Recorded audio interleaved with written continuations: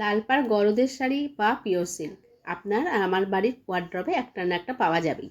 আমাদের খুব প্রিয় সেই শাড়ির শিল্পীর পিছনে যে শিল্পীরা রয়েছে তাদের কাজ আপনাদের সামনে কিছুটা তুলে ধরলাম। জিয়াগঞ্জ শিল্পের ছড়াছড়ি, পৃথিবী বিখ্যাত সিঙ্গারের যেমন জন্মস্থান, ঠিক সেমনি আমাদের প্রিয় শাড়ির শিল্পীরাও ওখানেই বসবাস করেন। সেরকমই একটি জায়গা তাঁতিপাড়া। ব্রেকফাস্ট শুরু করে দিয়েছি ফল দিয়ে। পাপায়া ফলটা পছন্দ করিনি।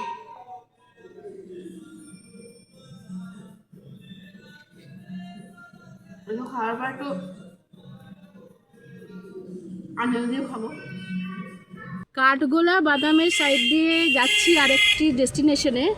আম বাগান বলা দিতে পারে রীতিমতো। কত বড় আম বাগান আর কত আম গাছ।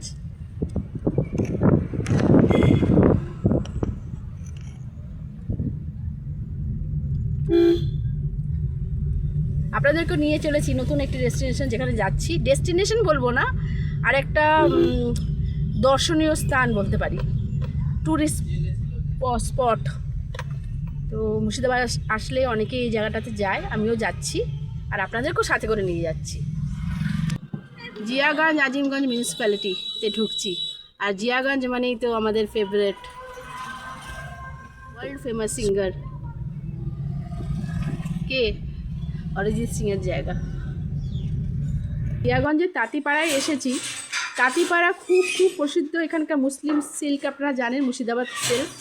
তো সেখানে এরা যেখানে বনে মানে সিল্কটা তৈরি করা হয়, বোনা হয়, আমি সেখানে যাচ্ছি আর আপনাদের সঙ্গে শো করছি, চেষ্টা করছি আপনাদেরকে দেখাতে যে কীভাবে এনারা সিল্ক তৈরি করে।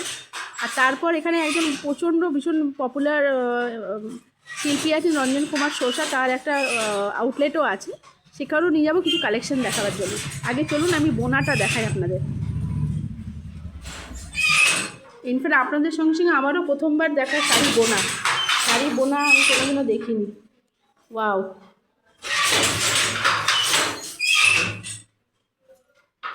সুতো দিয়ে লালপাড় শাড়ি শাড়িগুলো খুব কমন আমাদের বাড়িতে ইউজ হয়, আমরা সবার বাড়িতে, বাঙালির বাড়িতে লালপাড় শাড়ি শাড়ি থাকেই। সেটাই দেখুন তৈরি হচ্ছে।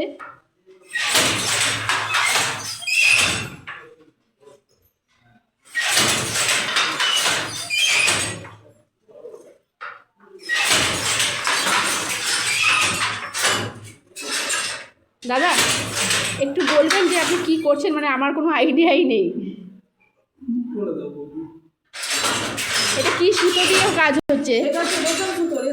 রেশম সুতো। এটা পিওর সিল্ক তৈরি হচ্ছে। এই শাড়িটা পিওর সিল্ক। ও, এখানকার যেটা ভীষণ মুর্শিদাবাদ সিল্ক বা পিওর সিল্ক, যেটা আমরা জানি সেটাই তৈরি হচ্ছে। এই যে এইটা যেটা সুতো আর বুনছেন সেটা হচ্ছে এটা হচ্ছে রেশম সিল্ক। ও, এই দেখুন সুতোটা, এটা রেশম সিল্ক সুতো, এটা দিয়েই উনি তৈরি করছেন এখানে। আর পিওর সিল্কই তৈরি হচ্ছে এখানে। আপনার পিওর সিল্ক তৈরি হয় এখানে, শুধু পিওর সিল্ক তৈরি হয় এখানে। এই তাঁতিপাড়াতে একদম সবই পিওর সিল্ক।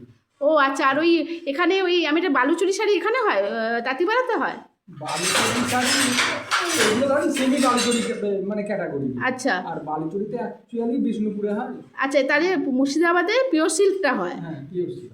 ওকে, ভাবুন। আর আমিও ভাবতে পারছি না যে আমি এখানে এসেছি আজকে।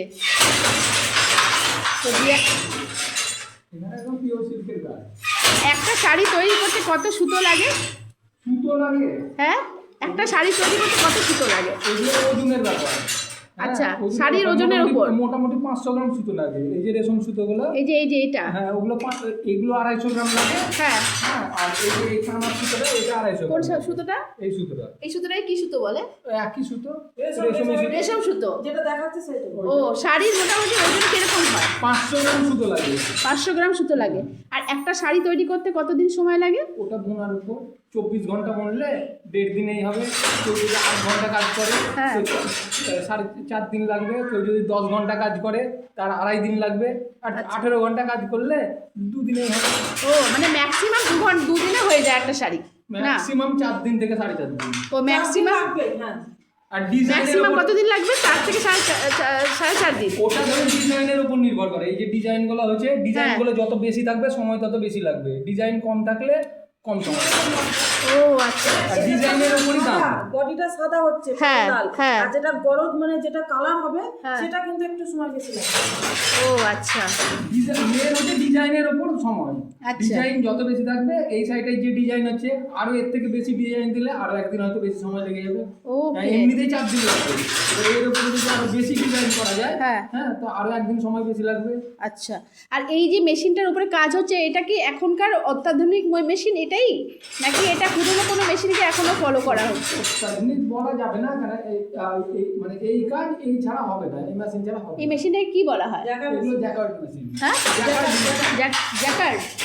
ওকে তাহলে আমি আপনাদের সামনে একটা অনবদ্য সৃষ্টি দেখালাম আজকে। মুর্শিদাবাদ সিল্ক এত পপুলার, কলকাতাতে গড়িয়াহাটে গিয়ে গিয়ে সবাই কেনেন, নিউ মার্কেটে গিয়ে কেনেন। আজকে এটা বোনা হচ্ছে আর আমি সেটার সামনে মুখে এটা হচ্ছে গরদ সিল্ক, গরদ রেশম, গরদ শাড়ি। আচ্ছা এটা গরজের শাড়ি তৈরি হচ্ছে, গরজ সিল্ক। লালপাড় গরদ। আচ্ছা আচ্ছা আর এই এই এই যে সাদা কালারের সুতোটা, সাদা কালারের সুতো এটা, কিন্তু এখান থেকে না গ্রে লাগছে। এটা সাদা, এটা অফ হোয়াইট। এগুলো ওকে সব হোয়াইট। আর এবারে আচ্ছা। এটা যেমন কালার করবে, যে কালার করবে এই টানার সুতোটা, এটা যেরকম কালার করবে। 1 দিন লাগছে বাবা। বুঝেছেন এবারে কেন শাড়ির দাম এরকম? শিল্পী, এনারা সবাই শিল্পী। সব কিছুর খাটনি আছে, বাইরে থেকে লোকে ওইদিকেও তৈরি হচ্ছে, দেখুন এখানেও দেখাই। এটা গরজ, এটা ওই একইভাবে 500 গ্রাম সুতো লাগে।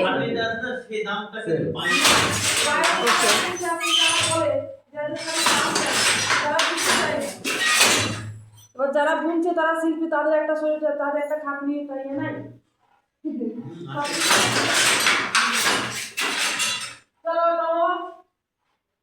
আজকে প্রথমবার আমারও এরকম একটা শিল্পের সামনাসামনি হলাম আমিও।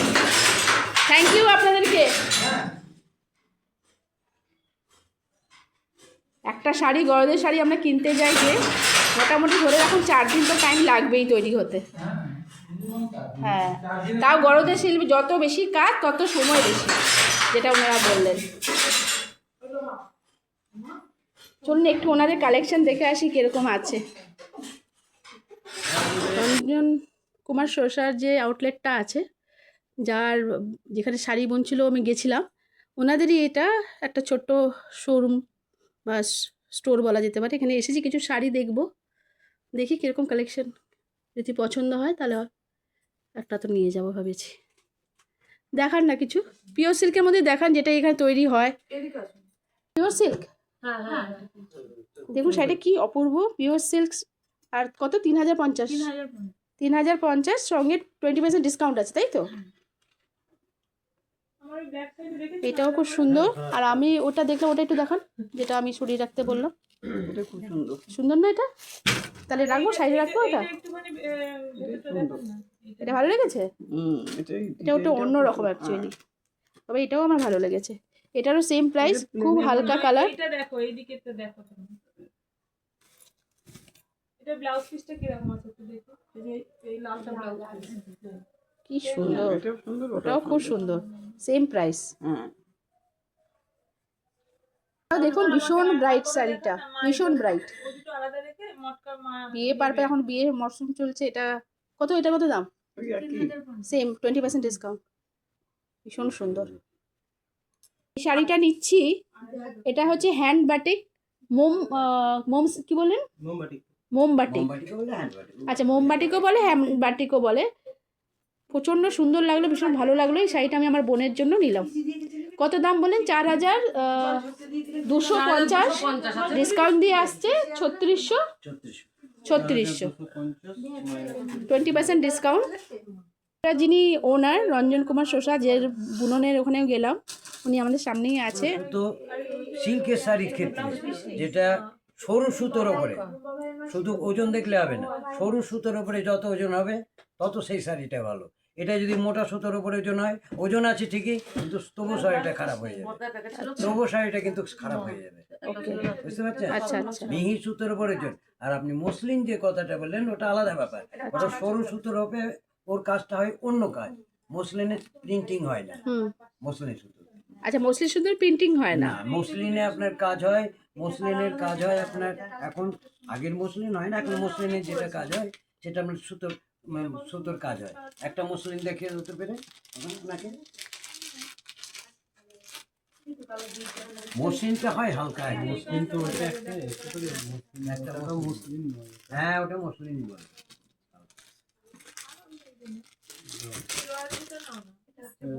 বাকি কালারটা কোনটা হলো? এগুলো কি মসলিন?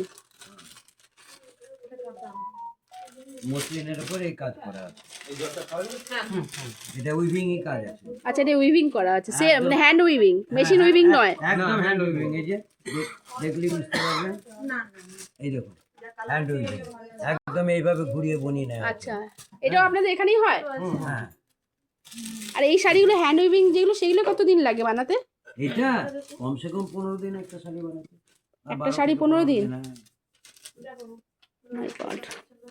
সবগুলো এগুলো গলানি বুটি, এগুলো সমস্ত আলাদা আলাদা গলানো বুটি।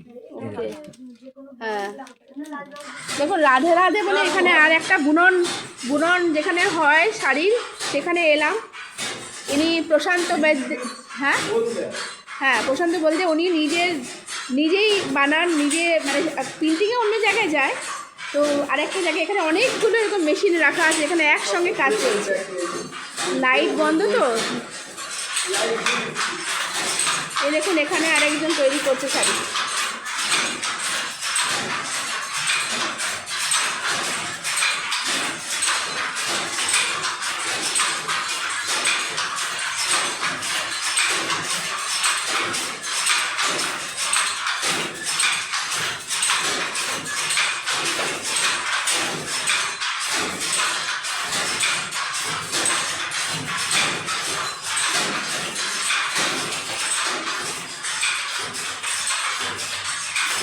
শাড়ি কিনছি, শাড়ি পরছি, আর যারি তৈরি হচ্ছে জায়গায় সেটা দেখাই একটা আলাদা এক্সপিরিয়েন্স হচ্ছে আমার। এটা গরদের শাড়ি হচ্ছে, এটা গরদ, এটা গ্রিন কালারের ওপর, কি সুন্দর দেখুন সুতোগুলোকে এভাবে রেখে কাজগুলো হচ্ছে।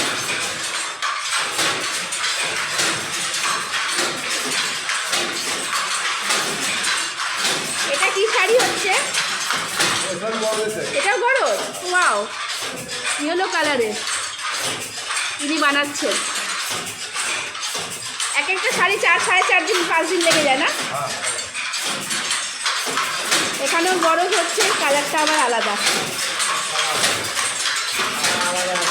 হ্যাঁ হ্যাঁ, ডিজাইনার এটা।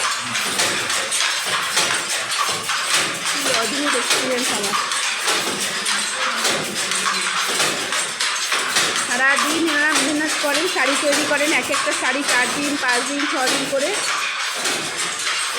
আর সেটা আমরা করি নিজেদেরকে সুন্দর লাগানোর জন্য। তাই salute to all this people যারা কিনা দিন রাত এই পরিশ্রম করে এই শাড়িগুলো আমাদের থেকে বানান। তবে না সুতো তৈরির কাজ হয়, তো কিভাবে হয় যিনি ওনার আছেন উনি বলছেন। কাজ এখানে হয়, কিন্তু এখন তো বন্ধ আছে, কারণ এখন বুটির সময় নাই, আর কিছুদিন থেকে সেটা বন্ধ আছে। আচ্ছা, তো বাইরে থেকে বিশেষ করে বীরভূম বা লালবাগের কিছু কিছু অংশে বা আমাদের জিয়াগঞ্জের কিছু জায়গাতে গুটি পোকা পাওয়া যায়। আচ্ছা, ফুল পোকা গুটি নিয়ে এসে এখানে তখন লেবার দিয়ে উন্নত মানের সুতো তৈরি করা হয়। আপনারা করেন সেটা? সেটা আমাদের লেবার যারা তৈরি করে, হ্যাঁ আমরা করাই।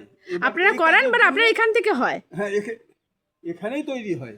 এবার আচ্ছা। উন্নত মানের সুতো তৈরি করতে একটু কস্টিং আমাদের বেশি পড়ে, কিন্তু সুতোটা খুব উন্নত। কতদিন লাগে সুতোগুলো তৈরি করতে? কতদিন না, প্রতিদিন একটা লেবারে আপনার ওই 1400 1200 1500 গ্রাম সুতো করে তৈরি হয়? 1500, হ্যাঁ। আচ্ছা আচ্ছা, 200 1 কিলো দিন। তারপরে সেই সুতোগুলো কালার করার জন্য কোথায় যায়? আমাদের এখানে শেড আছে, এই শেডে তৈরি করা হয়। কালার আমরাই নিজেরাই করি। আচ্ছা, এই তো বয়েল করে এই ভাটিতেই করা হয়। ও এখানে কালার করা হয়? আমরা নিজেরাই করি।